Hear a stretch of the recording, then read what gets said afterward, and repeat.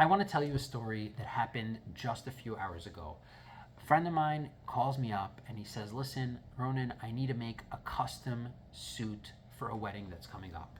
Please come help me. Let's design this suit. I need your help." He knows that I have a lot of suits and I love suits, and I don't even own a pair of jeans, by the way.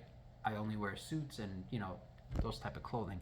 And I told him, of course, let's go. He made an appointment and we went to the suit store. And everything went smoothly. My friend knew more or less what kind of color he wanted the suit, what kind of style. We picked it out and we were in the middle of tailoring the suit. And then it came to the buttons. So a custom-made suit, you could choose whatever buttons you have, and this store had a selection of like 50 different buttons to choose from. And my friend didn't really know. He consulted me, the salesman, what button should he get? And we showed him what we thought would complement the suit. He looked at it. He's like, "Wow, it's really nice. I love it." And he said, "Yeah, let's go forward with that button." And he made the decision quickly. But then a minute later, he goes to the salesman and he says, "You know what? Can I see that pamphlet of buttons again? I don't know if I made the right decision." I looked at my friend. I took the pamphlet out of his hand and I said, "Listen, don't do that. You made a decision. We all made that decision. We all agreed on it. It's a beautiful button. Don't second guess yourself. Don't let self-doubt creep in as if you made the wrong decision. You don't know. It's not the right one. I said you made it. Go forward with it. It's a good decision. I'm telling you, don't look back." And at that point, I realized that making decisions for certain people, for many people, is very intimidating. It's very difficult. We second guess ourselves, we hesitate, we stall, and we have a hard time making the decision quickly. And then even after we made a decision, after however long it took us, we go back and think, did I make the right decision? Should I make a different one? Should I change my mind? Should I choose something else? And we drive ourselves insane. This doesn't even need to be in regards to big decisions like buying a house. It can even be as simple as ordering food on a menu. Whoever knows, knows. At the end of the day, there's two things going on here. Number one, decision making is like any muscle. The more you exert it, the more you work it out, the stronger it gets. And a lot of us have weak decision making capabilities because we've never really exercised those decisions from a young age. A lot of parents don't allow their kids to make decisions for themselves. They don't want their kids to mess up. They don't want their kids to be wrong and make mistakes, so they end up overprotecting their kids by choosing the right thing for them. And that's a crippling thing. A parent who always chooses decisions for his kids is crippling his child. Part of raising mature, self-reliant children into grown adults, is equipping them with the tools to be able to make the right decisions.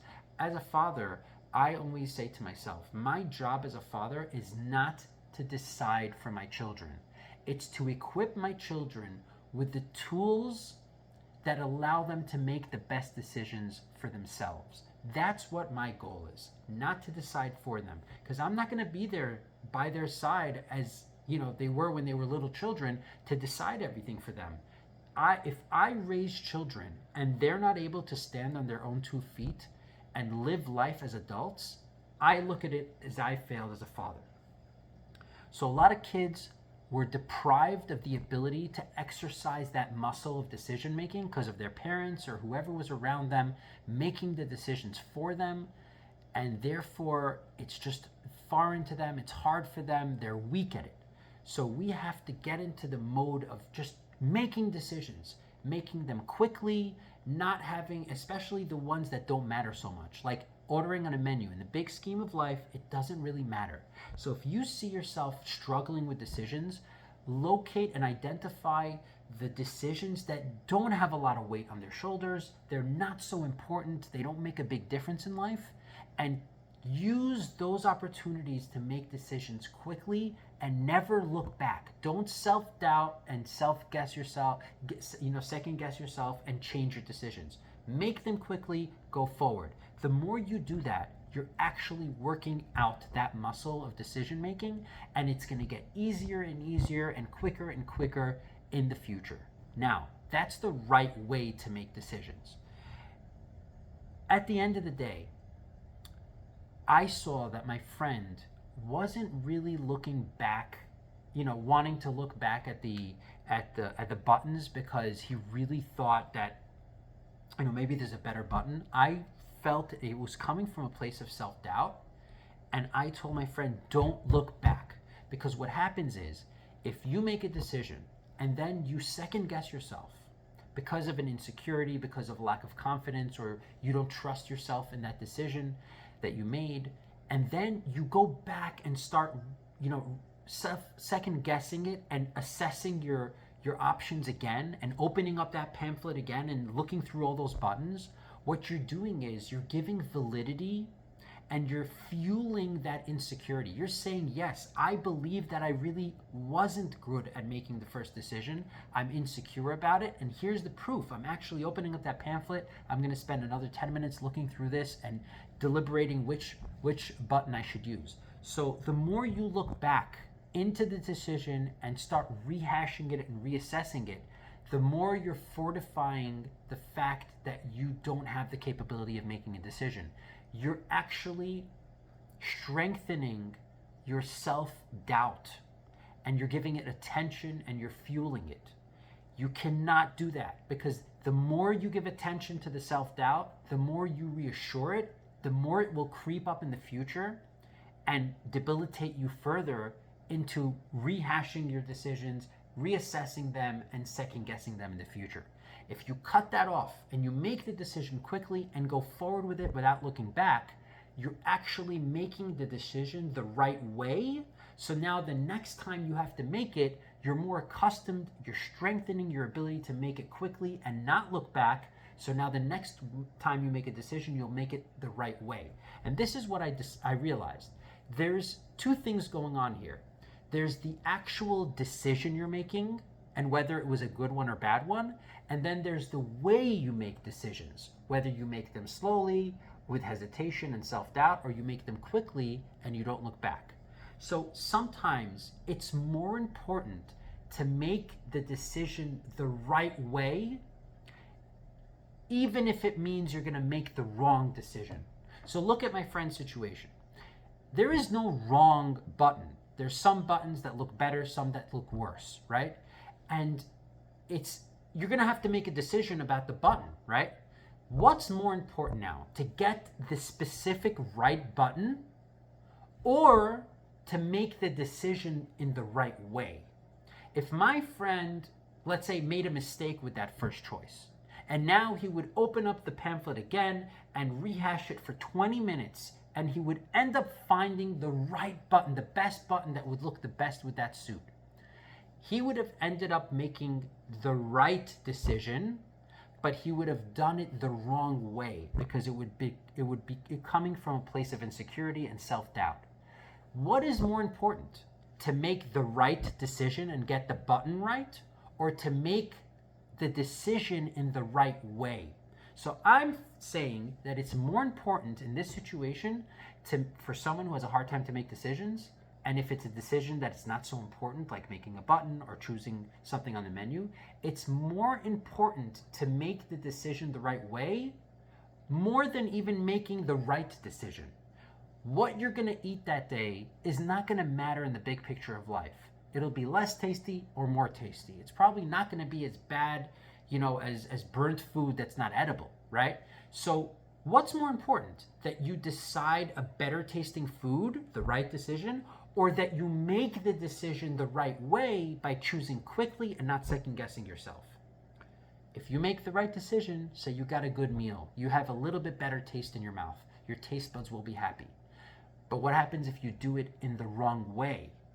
That's a big damaging thing, because now you're fortifying your weakness in making decisions, you're strengthening your self-doubt, and now you are not allowing yourself to get better at making decisions in the future.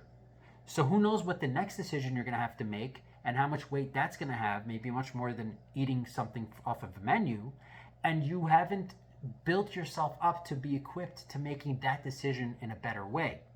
So therefore, your loss is a little bit more of a tastier food, but your gain is you're building your ability into making better decisions more quickly and without hesitation and self-doubt and second guessing yourself. So when the next time you have to make a decision, remember there's two things in front of you. There's the decision and there's the way you made the decision. And in every case, you have to decide, which is a decision in itself, what's more important. The decision, if I'm buying a house, maybe it's the decision. If I'm just ordering a flavor of ice cream, it's probably not the decision. Or the way I'm making the decision. And if I see that the way I'm making the decision is breeding, it's crippling me because it's a bad way to make decisions, I should forfeit that right decision and worry about the right way to make a decision. Make the decision, go forward with it, don't look back, strengthen your decision-making muscle, and then you'll see that when it comes time to make the important ones, you're going to make them faster, you're going to make them with more self-confidence. You're probably not as bad as you think you are. It's just that you have insecurities. You're probably smart enough to make the right decision. You probably have the capability to do so. It's just you doubt yourself because you're not used to doing it often. And therefore, it's important to when we approach these unimportant decisions, it's important at those times to make them in the right way as opposed to getting the decision right. So I hope that was clear. I think it was a very, very important lesson. I think my friend, he actually listened to me. I said, listen, close that pamphlet, go with your right decision. And he felt good about himself that he didn't second guess himself. If he would have just second guessed himself, so he would have lowered his own stock in his own eyes. He would have said, oh, you know what? See, I'm not that good at making decisions. I have to keep second guessing myself. And then he'll do it more and more in the future. Now he gained confidence. Look, I made a decision. I'm going through with it. It's a nice button. He'll see when he actually gets the suit that it's a nice button. And that raised his stock in his own eyes with his ability to make decisions and go forward on them. So decision making is something we cannot run away from. We cannot have other people always make our decisions, and we shouldn't want them to. It doesn't mean we shouldn't take advice or seek expert counsel. But at the end of the day, I think the sign of a mature individual, of a real person that's, a successful person, is his ability to make decisions quicker than he should, quickly, and also not look back a million times and question himself. So start out with the easy ones, make them the right way as opposed to getting them right, and then you'll see your life will change. Subscribe for more.